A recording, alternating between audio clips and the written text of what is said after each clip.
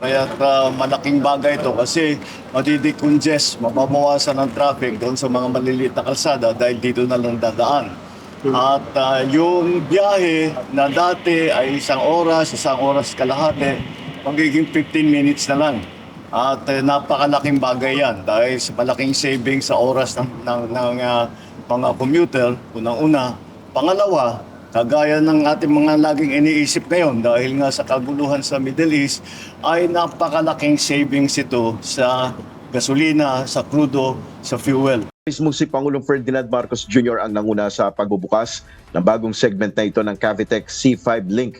Ayon kay Pangulong Marcos, malaking bagay ito para makatulong sa pagluwag ng daloy ng mga sasakyan.